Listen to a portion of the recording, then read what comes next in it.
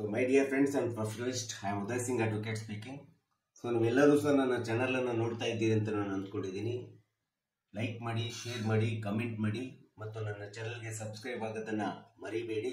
So ಯಾರ್ಯಾರು ಇನ್ನೂ ನನ್ನ ಚಾನಲ್ಗೆ ಸಬ್ಸ್ಕ್ರೈಬ್ ಆಗಿಲ್ಲ ದಯವಿಟ್ಟು ಸಬ್ಸ್ಕ್ರೈಬ್ ಆಗಬೇಕಂತೇಳಿ ಹೇಳ್ಕೊಳ್ತಾ, ಸೊ ಇವತ್ತಿನ ವಿಡಿಯೋದಲ್ಲಿ ನಾನು ಇನ್ನೊಂದು ವಿಷಯವನ್ನು ತೆಗೆದುಕೊಂಡು ನಿಮ್ಮ ಮುಂದೆ ಬಂದಿದ್ದೀನಿ.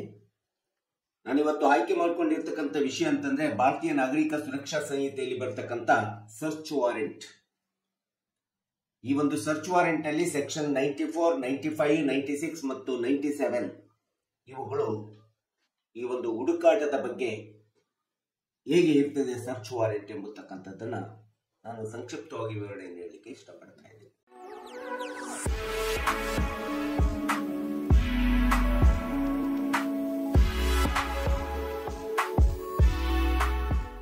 ಸೊ ಇವತ್ತು ಸರ್ಚ್ ವಾರೆಂಟ್ ಎಂಬತಕ್ಕಂಥದ್ದು ಇವತ್ತಿನ ಬದಲಾದಂತ ಕಾನೂನು BNSS ಒಳಗಡೆ ತುಂಬಾ ಪ್ರಮುಖವಾದಂತ ಪಾತ್ರ ನಿರ್ವಹಣೆಯನ್ನು ಮಾಡ್ತಾ ಇದೆ. ಯಾವುದೇ ಒಂದು ಅಪರಾಧ ಮತ್ತು ಆರೋಪಿಗಳನ್ನ ಹುಡುಕಾಡುವಂತ ಸಂದರ್ಭದಲ್ಲಿ ಅಥವಾ ಯಾವುದೇ ಒಂದು ಸ್ಥಳವನ್ನು ಆರೋಪದ ಸ್ಥಳವನ್ನ ಪರಿಶೀಲನೆ ಮಾಡುವಂತ ಸಂದರ್ಭದಲ್ಲಿ ಈ ಒಂದು ಸರ್ಚ್ ವಾರೆಂಟ್ ತುಂಬಾ ಪ್ರಮುಖ ಪಾತ್ರ ನಿರ್ವಹಣೆ ಮಾಡುತ್ತೆ. ಭಾರತೀಯ ನಾಗರಿಕ ಸುರಕ್ಷಾ ಸಂಹಿತೆ ಸೆಕ್ಷನ್ 94, 95 ಮತ್ತು ಸಬ್ ಕ್ಲಾಸ್ ಆಗಿರ್ತಕ್ಕಂಥ APC 96 ಮತ್ತು 97ನೇ ಸಬ್ ಕ್ಲಾಸ್ A ಮತ್ತು BCಗಳು ಈ ಒಂದು ಸರ್ಚ್ ವಾರೆಂಟ್ ಬಗ್ಗೆ ಯಾವುದೇ ಒಬ್ಬ ವ್ಯಕ್ತಿ ಅಪರಾಧವನ್ನ ಮಾಡಿ ತಪ್ಪಿಸಿಕೊಂಡ ತಲೆಮರೆಸಿಕೊಂಡಂತ ಸಂದರ್ಭದೊಳಗಡೆ ಈ ಒಂದು ಹುಡುಕಾಟ ಅಥವಾ ಸರ್ಚ್ ವಾರೆಂಟ್ ಬಗ್ಗೆ ನಮಗೆ ವಿವರಣೆ ವಿಶ್ಲೇಷಣೆಯನ್ನು ಕೊಡ್ತಕ್ಕಂಥದ್ದು ನಾವು ನೋಡ್ತಾ ಇದ್ದೀವಿ. ಸೊ ಈ ಒಂದು ಸರ್ಚ್ ವಾರೆಂಟ್ ಯಾಕೆ ನ್ಯಾಯಾಲಯ ಇಶ್ಯೂ ಮಾಡ್ತದೆ ಅಥವಾ ಹೊರಡಿಸ್ತದೆ ಅಂತೇಳಿ ಬಂದ್ರೆ, ಒಬ್ಬ ವ್ಯಕ್ತಿ ಅಪರಾಧವನ್ನ ಮಾಡ್ತಾನೆ, ಆ ಅಪರಾಧ ಮಾಡಿದಂತ ಸ್ಥಳದಿಂದ ತಾನು ತಲೆಮರೆಸಿಕೊಂಡು ಹೋಗ್ತಾನೆ ಅಥವಾ ಸಿಗೋದಿಲ್ಲ. ಈ ರೀತಿ ತಾನು ಒಂದು ಅಪರಾಧವನ್ನ ಅಥವಾ ಆರೋಪಿಯತೆ ಅಂತೇಳಿ ಅನ್ಸ್ಕೊಂಡು ಘಟನೆಯಲ್ಲಿ ಯಾವುದೇ ಒಂದು ಘಟನೆಯನ್ನ ಮಾಡಿ ಅಥವಾ ಅಪರಾಧವನ್ನ ಮಾಡಿ ತಲೆಮರೆಸಿಕೊಂಡು ಹೋದಂತ ಸಂದರ್ಭದಲ್ಲಿ ತಪ್ಪಿಸಿಕೊಂಡು ಹೋದಂತ ಸಂದರ್ಭದಲ್ಲಿ ಅಂತ ವ್ಯಕ್ತಿಯನ್ನ ಮತ್ತು ಅಂತ ಸ್ಥಳವನ್ನ ಹುಡುಕಾಟ ಮಾಡತಕ್ಕಂಥದ್ದು, ಪರಿಶೀಲನೆ ಮಾಡತಕ್ಕಂಥ ಒಂದು ಉದ್ದೇಶವನ್ನು ಹಿನ್ನೆಲೆಯನ್ನು ಇಟ್ಕೊಂಡು ಈ ಸರ್ಚ್ ವಾರೆಂಟ್ ಅನ್ನ ನ್ಯಾಯಾಲಯಗಳು ಕೊಡ್ತಕ್ಕಂಥದ್ದನ್ನ ನಾವು ನೋಡ್ತೀವಿ, ಹೊರಡಿಸತಕ್ಕಂಥದ್ದನ್ನು ನಾವು ಇಲ್ಲಿ ನೋಡ್ತಾ ಇದ್ದೀವಿ. ಬರೀ ತಲೆಮರೆಸಿಕೊಂಡು ಹೋಗತಕ್ಕಂಥದ್ದಲ್ಲ, ಅಂತ ಒಬ್ಬ ಆರೋಪಿ ಅಥವಾ ಅಪರಾಧಿ ಕ್ರೈಮ್ ಅನ್ನ ಮಾಡಿಬಿಟ್ಟು ತಲೆಮರೆಸಿಕೊಂಡು ಹೋಗುವುದರ ಜೊತೆಗೆ ತನಗೆ ಘಟನೆಗೆ ಉಪಯೋಗಿಸಿದಂತ ದಾಖಲೆಗಳನ್ನ, ವಸ್ತುಗಳನ್ನು ಸಹ ತೆಗೆದುಕೊಂಡು ಹೋಗ್ತಾನೆ. ಅವು ಎಲ್ಲಿ ಹಾಕ್ತಾನೆ, ಎಲ್ಲಿ ಬಿಡ್ತಾನೆ, ಎಲ್ಲಿ ಒಗಿತಾನೆ ಎಂಬತಕ್ಕಂಥದ್ದು ಗೊತ್ತಾಗೋದಿಲ್ಲ. ಆ ಅಪರಾಧಕ್ಕೆ ಅನುಸರಿಸಿರ್ತಕ್ಕಂಥ ದಾಖಲೆಗಳಿರ್ಬೋದು, ಸಂಬಂಧಪಟ್ಟಂತ ದಾಖಲೆಗಳಿರ್ಬೋದು ಅಥವಾ ಯಾವುದೇ ಕ್ರೈಮಿನ ವಸ್ತುಗಳಿರ್ಬೋದು, ಮೆಟೀರಿಯಲ್ಸ್ ಗಳಿರ್ಬೋದು. ಸೊ ಇವುಗಳನ್ನು ಸಹ ಸರ್ಚ್ ಮಾಡಬೇಕು ಅಥವಾ ಪರಿಶೀಲನೆ ಮಾಡಬೇಕು, ಹುಡುಕಾಟ ಮಾಡ್ಬೇಕಂತಂದ್ರೆ ನ್ಯಾಯಾಲಯಗಳು ಸರ್ಚ್ ವಾರೆಂಟ್ ಅನ್ನ ಹೊರಡಿಸತಕ್ಕಂಥದ್ದನ್ನು ನಾವು ನೋಡ್ತೀವಿ. ಅಂತ ಒಂದು ಆರೋಪಿಗಳನ್ನ ಹುಡುಕಾಡ್ಕೊಂಡು ಬರ್ಲಿಕ್ಕೆ ಮತ್ತು ಸ್ಥಳವನ್ನು ಪರಿಶೀಲನೆ ಮಾಡ್ಲಿಕ್ಕೆ ಇದು ತುಂಬಾ ಪ್ರಮುಖವಾದಂತ ಅಂಶ ಆಗ್ತದೆ ಸರ್ಚ್ ವಾರೆಂಟ್.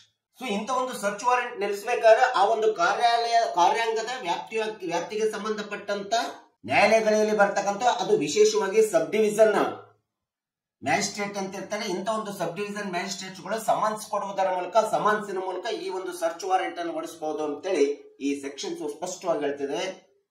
94, 95, 96 ಮತ್ತು 97 ಸಬ್ ಕ್ಲಾಸ್ ABCಗಳು ಇರ್ಬೋದು. ಇನ್ನು ಕೆಲವೊಂದು ಸಂದರ್ಭದಲ್ಲಿ ಯಾವಾಗ ಆರೋಪ ಅಥವಾ ಅಪರಾಧ ನಡೆದಂತ ವ್ಯಕ್ತಿ ಇರ್ಬೋದು, ಬೇರೆಯವರ ಸ್ವಾಧೀನದಲ್ಲಿದ್ದಾನೆ ಅಥವಾ ಅಡಿಗೆಕೊಂಡಿದ್ದಾನೆ ಅಥವಾ ಬಚ್ಕೊಂಡಿದ್ದಾನೆ ಅಥವಾ ಬೇರೆಯವರ ಸ್ವಾಧೀನದಲ್ಲಿದ್ದಾನೆ ಮತ್ತು ಆ ಆರೋಪಕ್ಕೆ ಸಂಬಂಧಪಟ್ಟಂತ ದಾಖಲೆಗಳು ಬೇರೆಯವರ ಸ್ವಾಧೀನದಲ್ಲಿದೆ ಎಂಬತಕ್ಕಂಥದ್ರ ಬಗ್ಗೆ ನ್ಯಾಯಾಲಯಕ್ಕೆ ಯಾವುದೇ ಗೊತ್ತಿಲ್ಲ, ಯಾವುದೇ ವಿಷಯ ಗೊತ್ತಾಗ್ತಾ ಇಲ್ಲ ಎಂಬತಕ್ಕಂಥ ಸಂದರ್ಭ, ಸಂಶಯ ಅಥವಾ ಅಂತ ಒಂದು ವಿಶ್ವಾಸ ನ್ಯಾಯಾಲಯಕ್ಕೆ ಬಂದಂತ ಸಂದರ್ಭದಲ್ಲಿ ಅಂತ ಒಬ್ಬ ವ್ಯಕ್ತಿ ಅಥವಾ ಆರೋಪಿ ಮತ್ತು ಸ್ಥಳ ಪರಿಶೀಲನೆಗೆ ಹುಡುಕಾಟವನ್ನು ಮಾಡಲಿಕ್ಕೆ ಸರ್ಚ್ ವಾರೆಂಟ್ ಅನ್ನ ಪ್ರತಿಯೊಂದು ನ್ಯಾಯಾಲಯಗಳು, ಅದು ವಿಶೇಷವಾಗಿ ಉಪವಿಭಾಗದ ನ್ಯಾಯಾಲಯಗಳು ಹೊರಡಿಸತಕ್ಕಂಥದ್ದನ್ನ ನಾವಿಲ್ಲಿ ನೋಡ್ತೇವೆ. ಸೊ ಬಹಳಷ್ಟು ಪ್ರಕರಣಗಳು ಇವತ್ತು ಕ್ರೈಮ್ ಪ್ರಕರಣಗಳು ಆಗ್ತಾ ಇರ್ತಾರೆ. ಅದು ಮರ್ಡರ್ ಇರ್ಬೋದು, ರೇಪ್ ಇರ್ಬೋದು, ಇನ್ಯಾವುದೇ ರಾಬರಿ ಇರ್ಬೋದು, ಡಕಾಯತಿ ಇರ್ಬೋದು, ಇನ್ಯಾವುದೇ ಇರ್ಬೋದು.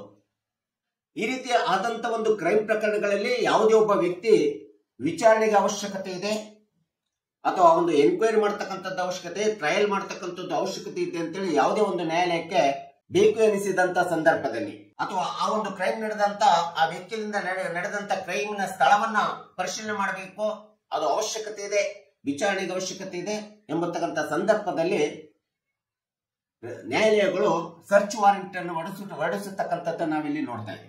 ಈ ರೀತಿ ಕೊಡುವಂತ ನ್ಯಾಯಾಲಯಗಳು ಕೊಡುವಂತ ಸರ್ಚ್ ವಾರೆಂಟ್ಗಳು ಇವತ್ತು ಪೊಲೀಸ್ ಅಧಿಕಾರಿಗಳಿಗೆ ಕೊಡ್ತಾರೆ. ಪೊಲೀಸ್ ಅಧಿಕಾರಿಗಳಿಗೆ ಕೊಟ್ಟಂತ ಸಂದರ್ಭದಲ್ಲಿ ಇಂಥ ಒಂದು ಸರ್ಚ್ ವಾರೆಂಟ್ ಅನ್ನು ತೆಗೆದುಕೊಂಡಂತ ಪ್ರತಿಯೊಂದು ಪೊಲೀಸ್ ಇಲಾಖೆಯ ಪೊಲೀಸ್ ಅಧಿಕಾರಿಗಳು ಸಂಬಂಧಪಟ್ಟಂತ ಯಾವುದೇ ಇನ್ವೆಸ್ಟಿಗೇಷನ್ ಆಫೀಸರ್ ಇರ್ಬೋದು, ಯಾವುದೇ ಅಧಿಕಾರಿ ಇರ್ಬೋದು, ನ್ಯಾಯಾಲಯ ಏನು ನಿಯಮಾನುಸಾರ ಹಾಕಿರ್ತದೆ ಹೀಗೆ ಮಾಡಬೇಕು ಸರ್ಚ್ ವಾರೆಂಟ್ ಅಂತೇಳಿ ಸ್ಥಳ ನಡೆದಂತ ಘಟನೆಯ ಸ್ಥಳ ಬೇಕಾಗಿರ್ತಕ್ಕಂಥ ವ್ಯಕ್ತಿಗಳ ಅಥವಾ ವ್ಯಕ್ತಿಗಳ ಹುಡುಕಾಟ ಹೆಸರುಗಳು ಎಲ್ಲದನ್ನು ಕೊಟ್ಟಿರ್ತದೆ. ಆ ನಿಯಮಾನುಸಾರ ಏನು ಸರ್ಚ್ ವಾರೆಂಟ್ ನಲ್ಲಿ ಹೇಳಿರ್ತಾರೆ ಆ ಸರ್ಚ್ ವಾರೆಂಟಿನ ನಿಯಮಾನುಸಾರ ಮಾತ್ರ ಪೊಲೀಸ್ ಇಲಾಖೆ ಅಧಿಕಾರಿಗಳು ಸರ್ಚ್ ವಾರೆಂಟ್ ಅನ್ನು ಮಾಡಬೇಕಾಗುತ್ತೆ. ಹುಡುಕಾಟದ ಒಂದು ವ್ಯವಸ್ಥೆಯನ್ನ ನಿರ್ವಹಣೆ ಮಾಡಬೇಕಾಗುತ್ತೆ.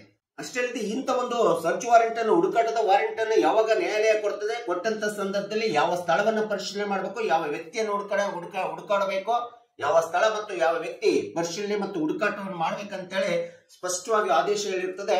ಆ ಆದೇಶದ ಪ್ರಕಾರ ಆ ವ್ಯಕ್ತಿ ಮತ್ತು ಆ ಸ್ಥಳಕ್ಕಷ್ಟೇ ಹುಡುಕಾಟ ಮಾಡ್ಬೇಕಾಗಿರ್ತೋ ಬೇರೆ ಸ್ಥಳಕ್ಕೆ ಹುಡುಕಾಟ ಮಾಡುವಂತ ಅಧಿಕಾರ ಯಾವುದೇ ಒಂದು ಪೊಲೀಸ್ ಇಲಾಖೆಯ ಸರ್ಚ್ ವಾರೆಂಟಿನ ಅಧಿಕಾರಿಗಳಿಗೆ ಅಥವಾ ಪೊಲೀಸರಿಗೆ ಇಲ್ಲ ಅನ್ನತಕ್ಕಂಥದ್ದನ್ನ ಈ ಒಂದು ಸೆಕ್ಷನ್ 94, 95, 96, 97 ಸಬ್ ಕ್ಲಾಸ್ಗಳು ಹೇಳಿರ್ತಕ್ಕಂಥದ್ದನ್ನ ನಾವಿಲ್ಲಿ ನೋಡ್ತಾ ಇದ್ದೀವಿ.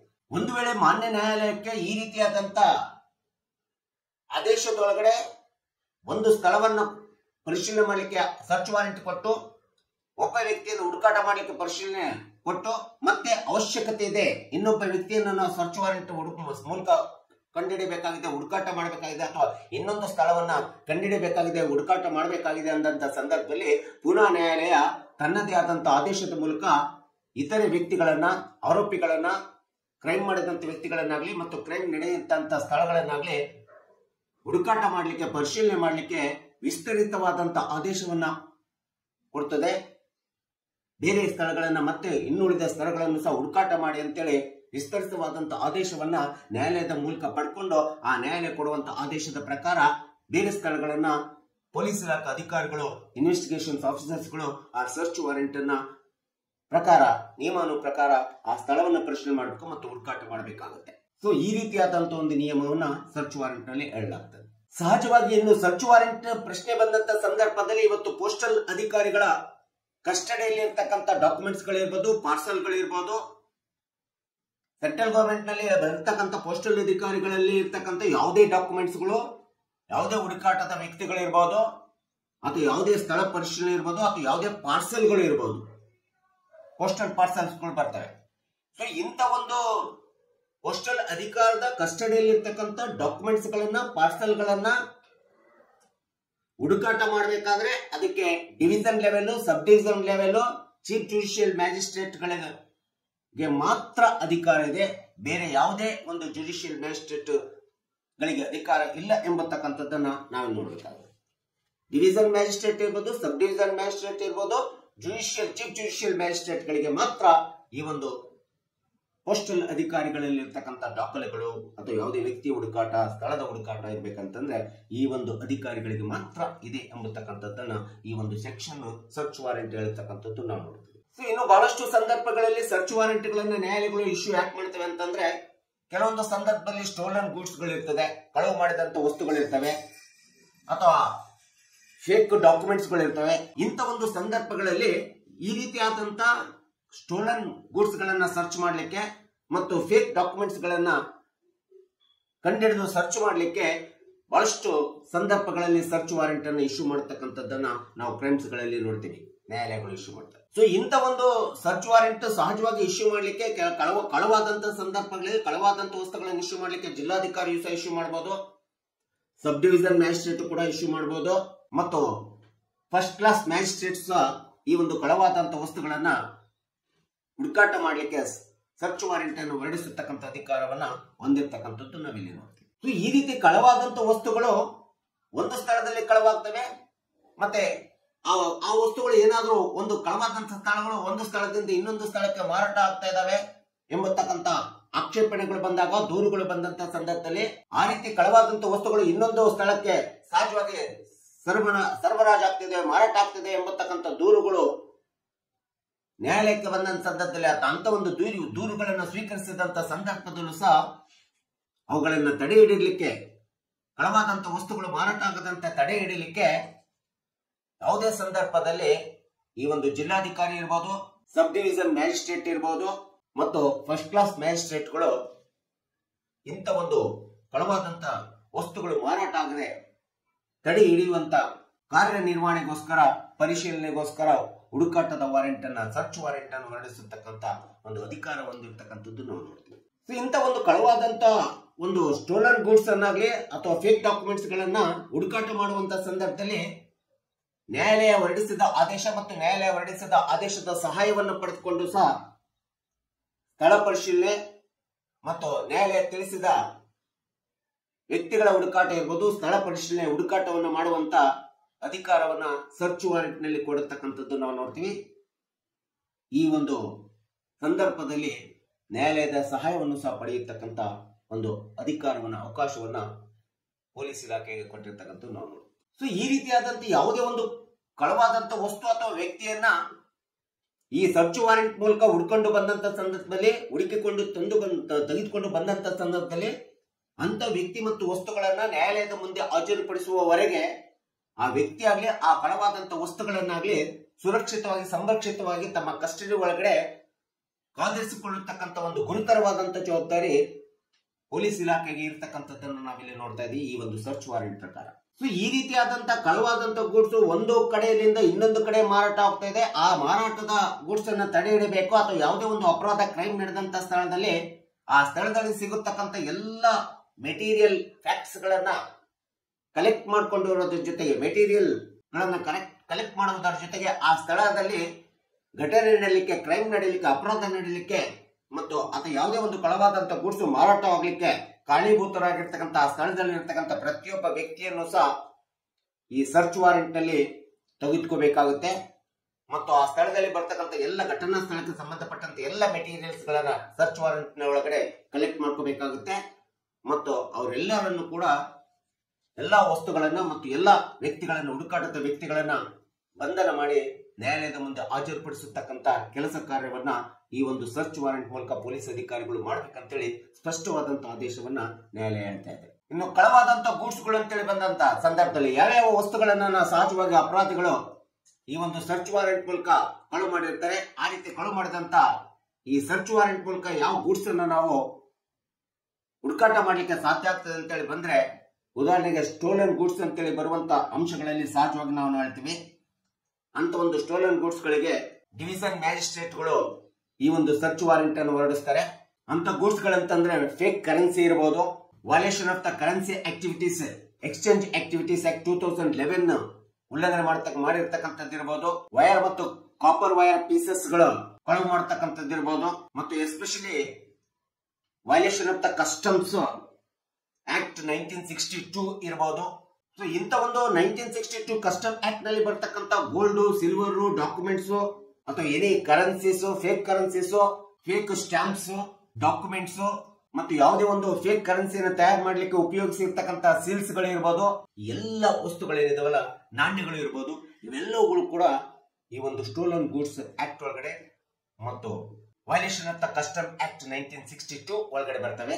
ಎಲ್ಲ ವಸ್ತುಗಳನ್ನ ಯಾವಾಗ ಕಳುವು ಮಾಡಿದ ವಸ್ತುಗಳು ಅಂತ ಕಂಡು ಬರ್ತವೆ, ಆ ಕಳುವು ಮಾಡಿದ ವಸ್ತುಗಳಿಗೆ ಮತ್ತು ಕಳುವು ಮಾಡಿದಂತ ವ್ಯಕ್ತಿಗಳನ್ನ ಮತ್ತು ಆ ಸ್ಥಳಗಳನ್ನ ಹುಡುಕಾಟ ಮಾಡಲಿಕ್ಕೆ ಹೊರಡಿಸುವಂತ ಒಂದು ಅತಿ ಪ್ರಮುಖವಾದಂತ ವಾರೆಂಟ್ ಅನ್ನ ನಾವು ಸರ್ಚ್ ವಾರೆಂಟ್ ಅಂತ ಕರಿತೀವಿ.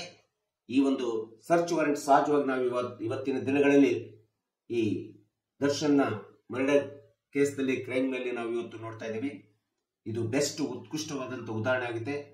ಇವತ್ತು ದರ್ಶನ್ ಏನು ಕೊಲೆ ಕೇಸ್ನಲ್ಲಿ ಸಿಕ್ಬಿದ್ದಿದ್ದಾರೆ, ಸೊ ಅವರ ಒಂದು ಗ್ಯಾಂಗ್ ಏನಿದೆ, ಆ ಗ್ಯಾಂಗ್ ಏನು ಚಿತ್ರದುರ್ಗದಿಂದ ಒಬ್ಬ ವ್ಯಕ್ತಿಯನ್ನ ಕರ್ಕೊಂಡು ಬಂದ್ಬಿಟ್ಟು ಮರ್ಡರ್ ಮಾಡಿ ಹ್ಯಾರಾಸ್ಮೆಂಟ್ ಕೊಟ್ಟು, ಚಿತ್ರಹಿಂಸೆಯನ್ನು ಕೊಟ್ಟು ಮರ್ಡರ್ ಆಗಿದೆ. ಇದು ಒಂದು ಸರ್ಚ್ ವಾರೆಂಟ್ ಹೊರಡಿಸಿ ಇದನ್ನೆಲ್ಲದನ್ನ ಹುಡುಕಾಟ ಮಾಡತಕ್ಕಂಥದ್ದಕ್ಕೆ ಒಂದು ಸ್ಪಷ್ಟವಾದಂತ ನ್ಯಾಯಾಂಗದ ಆದೇಶ ಅಂತಂದ್ರೆ ಅದನ್ನು ಸರ್ಚ್ ವಾರೆಂಟ್ ಅಂತ ಹೇಳ್ತೀವಿ. ಇದು ಭಾರತೀಯ ನಾಗರಿಕ ಸುರಕ್ಷಾ ಸಂಹಿತೆಯಲ್ಲಿ ಬರ್ತಕ್ಕಂಥ ಸೆಕ್ಷನ್ 94, 95, 96, 97 ಮತ್ತು ಸಬ್ ಸೆಕ್ಷನ್ಸ್ ABC ಯಲ್ಲಿ ಹೇಳಿರ್ತಕ್ಕಂಥದ್ದು ನಾವು ನೋಡ್ತಿದ್ವಿ. ಈ ಒಂದು ಸರ್ಚ್ ವಾರೆಂಟ್ ಬಗ್ಗೆ ಒಂದು ಸಂಕ್ಷಿಪ್ತವಾದಂತ ವಿವರಣೆಯನ್ನ ಕಕ್ಷಿದಾರರು, ಸಾರ್ವಜನಿಕರು ಮತ್ತು ನೀವುಗಳೆಲ್ಲರೂ ಸಹ ತಿಳ್ಕೋಬೇಕೆಂಬತಕ್ಕಂಥ ಹಿನ್ನೆಲೆಯನ್ನು ಇಟ್ಕೊಂಡು ಈ ವಿಡಿಯೋನ ಮಾಡಿದ್ದೀನಿ.